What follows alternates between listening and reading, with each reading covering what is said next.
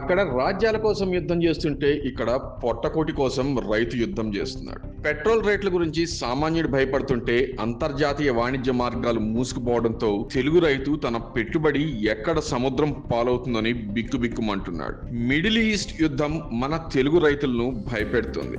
అందరూ petrol diesel పెరుగుతాయని భయపడుతుంటే అంతకు మించి ఒక పెనుముప్పు మన రైతులకు తగలనుంది. మన ఆక్వా పౌల్ట్రీ రంగాలను ముంచేయడానికి సిద్ధంగా ఉంది. ఆంధ్రప్రదేశ్ రొయ్యల సాగు నుంచి తెలంగాణ కోళ్ల ఫారాల వరకు లక్షలాది మంది జీవనాధారం ఇప్పుడు సముద్ర గర్భంలో చిక్కుకుపోయింది. సముద్రంలో దాదాపు 2,500 కోట్ల రూపాయలు ఏమవుతుందో అనే టెన్షన్ ఏపీ తెలంగాణ రైతులు ఉన్నారు.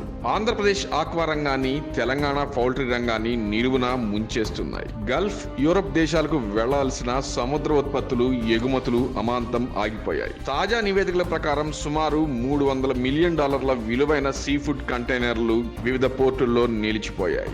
ఈ భారీ నష్టంలో దాదాపు 60% వాటా ఒక్క ఆంధ్రప్రదేశ్కే కావటం గమనార్హం.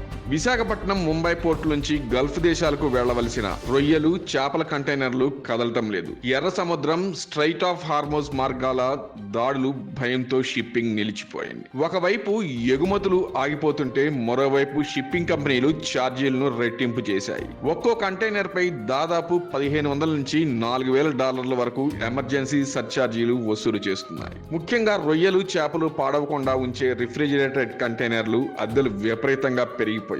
అమెరికా టారిఫ్ల దెబ్బ నుంచి ఇప్పుడిప్పుడే కోలుకున్న తరుణంలో యుద్ధం వెన్ను విరుస్తుంది. కోల్డ్ స్టోరేజ్ నిండిపోవడంతో స్థానిక మార్కెట్లలో వ్యాపారులు కొనుగోళ్లు నిలిపివేశారు. దీనివల్ల పల్లెల్లో రొయ్యల ధర దారుణంగా పడిపోయింది. యుద్ధ ప్రభావం కేవలం సముద్ర ఉత్పత్తులైనే కాదు, మన పౌల్ట్రీ రంగాలపై కూడా తీవ్రంగా ఉంది. హైదరాబాద్, నమక్కల్ ప్రాంతాల నుంచి గల్ఫ్ దేశాలకు వెళ్లవలసిన కోడిగుడ్ల ఎగుమతులు కూడా నిలిచిపోయాయి.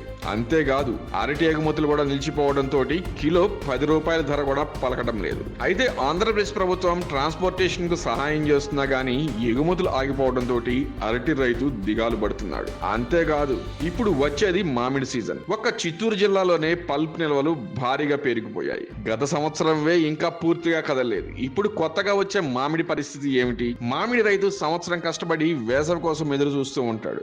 అలాంటిది ఎగుమతులు ఆగిపోవడంతో దిక్కుతోచని స్థితిలో రైతు ఎదురు చూస్తున్నాడు. ఎగుమతులు ఆగడంతో స్థానిక మార్కెట్లో గుడ్లు నిల్వలు పెరిగి ధరలు పడిపోతున్నాయి. దీనివల్ల పౌల్ట్రీ రైతులకు రోజుకు కోట్లాది రూపాయల నష్టం వాటిల్లుతోంది.